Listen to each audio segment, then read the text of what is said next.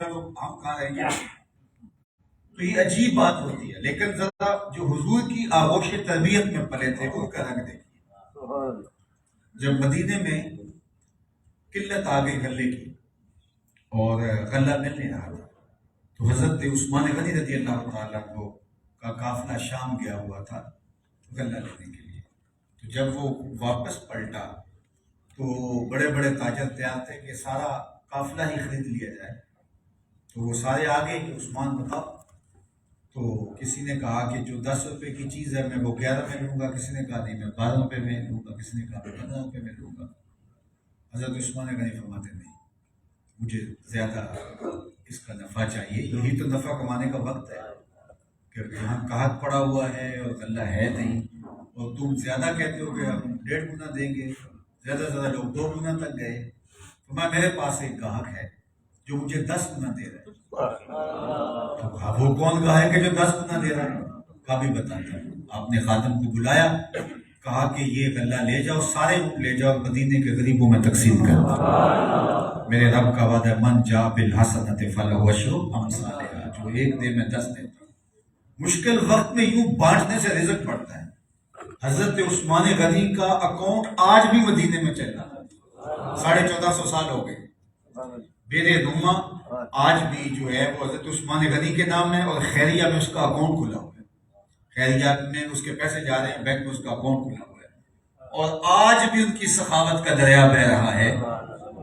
ذخیرہ اندوزوں کے تو زندگی کے اندر ہی جو ہے وہ سب کچھ ختم ہو جاتا ہے۔ تو یہی آزمائش ہوتی ہے، یہی رزق کی کثرت اور چیز ہے، رزق کی برکت اور چیز ہے۔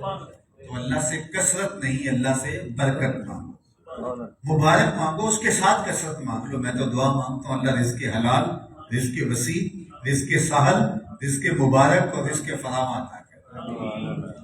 اللہ آسانیاں دے دے، کشادہ عطا کر دے، کھلا دے، کھلے دے، اللہ کھلا دے، تم بھی کھلا بانٹو۔ جب تم کھلا دو گے تو پھر اللہ بھی کھلا عطا کرے گا۔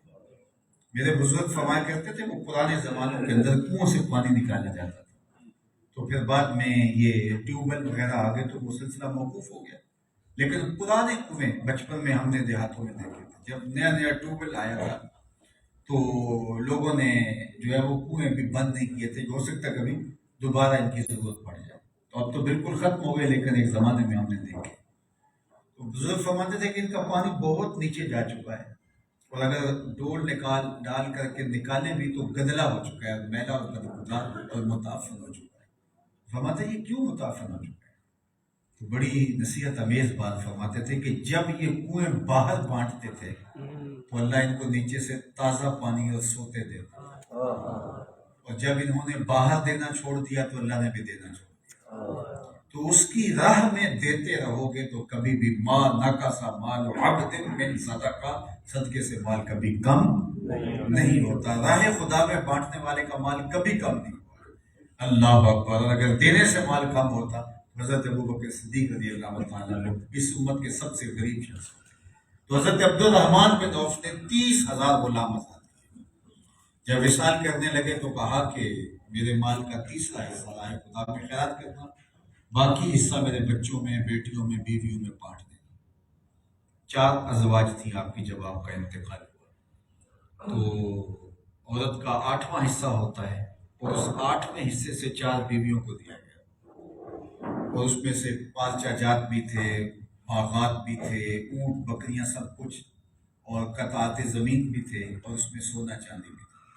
صرف جو سونا 8واں حصہ 4 بیویوں میں تقسیم کیا گیا، آپ کے مال سے 30واں حصہ صدقہ کر کے، بیٹوں کو بیٹیوں کو دے کے، 8ویں حصے سے جو صرف سونے کی مد کے اندر 4 بیویوں کو تقسیم کیا گیا۔ مزدور صبح سے شروع ہوئے، کلہاڑوں سے کاٹنے لگے اور ظہر تک کاٹتے رہے۔ اللہ نے اتنا عطا کیا یہ اس شخص کو جس نے جو ہے وہ دونوں ہاتھوں سے بانٹا۔ تو اللہ کی راہ میں بانٹنے سے مال کم نہیں ہوتا۔ اللہ اکبر۔ دوسری بات، حضرت شیخ عبد القادر الجیلانی علیہ رحمہ و رضوان فرماتے ہیں آدھا فقر بھوکوں کو کھانا کھلانا اور ننگوں کو لباس پہنانا، باقی ریاستیں، باقی عبادتیں، چلے، جو کچھ بھی ہے وہ آدھا ہے، صرف آدھا بھوکوں کو کھانا کھلانا اور ننگوں کو لباس پہنانا. اللہ اکبر. تو میں اللہ کی بارگاہ میں